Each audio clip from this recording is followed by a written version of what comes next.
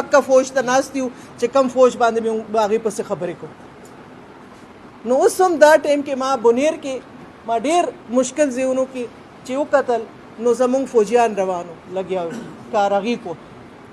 بیا مونږ وایو چې د هغې پسې مونږ خبرې کوو. دا ټیک خبره نه ده.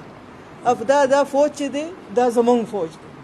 زه چې راغلی وم تېر ځل او دې ځل نو ما کتلی دی چې د حکومت څه وجود دلته نشته. دا تاسو بهر وګورئ. ما خیال دی 20 ورځې شوي. کله زه راغلی وم 15 ورځې به شوي. 15 ورځو کې یو د ناله صفا کول خو ډېر ګران کار نه و نه جي. دا به کار و چې دا خلکو لا فیسیلیټیټ کړی وي خلکو ته. دا ولې چې دا سونه چې دا شګه پاتې شوی دی سونه دا کاڼې پاتې شوي دي بیا چې دې نالې ته وغورځېږي د دې لیول به بره خیږي او بیا خدای مه کوه چې اوبه راځي نو هغه بهر به وځي. نو دا ګورې اوس هم مونږ زه وایم زمونږ ډېر بدقسمتي ده چې پنجاب کې زه ګورم سیلاب سره څنګه کار روان دی. تاسو په ټي وي باندې ګورئ. په خپله انصاف وکړئ. ولې مونږ څه قصور کړی دی. په پنجاب کې هم وزیر اعلی چې دی هغه ناست دی خلکو سره بچاو کوي لګیا دی. نقصان خو د خلکو شوی دی خو څونه حد پورې هغې نقصان بچاو کولی شي هغې کړی دی. داسې سند حکومت هم دی ولې چې سیلاب اوبو رخ به اخواته وي هغه هم ټوټل تیاري کې دی. تاسو ګورئ ټي وي کې چې هغې ټینټونه بندوبست کړی دی هر څه بندوبست کړی دی تیاری کې دي. مونږ به څه کوو؟ ما ته دا ستاسو ته ټولو ته دا سوال دی چې مونږ آخر څه قصور کړی دی چې دا دریم ځل دی چې مونږ هر یو ځل چې دی چې مونږ باندې څه کرایسس راشي مونږ باندې څه مسله راشي نو مونږ به یارو مددګارو بیا هم اکا فوج ته ناست یو چې کم فوج باندې موږ هغې پسې خبرې کوو.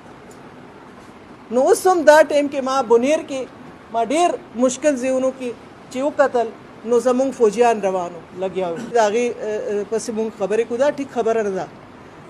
دا فوج چې دی دا زمونږ فوج دی او زمونږ نه پیدا دی.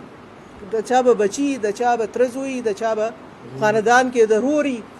نو خپل چې کم اساسه دی زمونږ د هغې مهرباني وکړي د خلکو خبرو کې مه راځئ او چې کم د هغې تاسو ویلیو وکړئ د هغې قدر وکړئ چې دا شکر دی چې مونږ سره دا فوج وه چې نه منه مونږ به څه کول چې دا لږ ډېر کار کېږي دا به چا کول دا به چا کول ما ته ووایه که نه.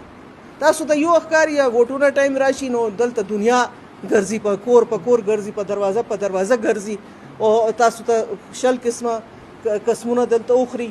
په دې ټایم کې خو هېڅ خلک ما وکتل اوس هم بې یارو مددګار دي په سیلف هیلپ باندې لګیا دي په خپله لګیا دي خپل چې کورونه صفا کوي یا ټیک دی کور به هغې صفا کړي زه د هغې ذمهداري شوه.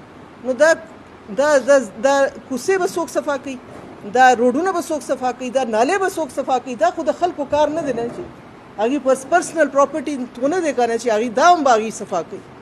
نو مهرباني وکړئ لږ په مونږ هم رحم وکړئ په ځان هم رحم وکړئ.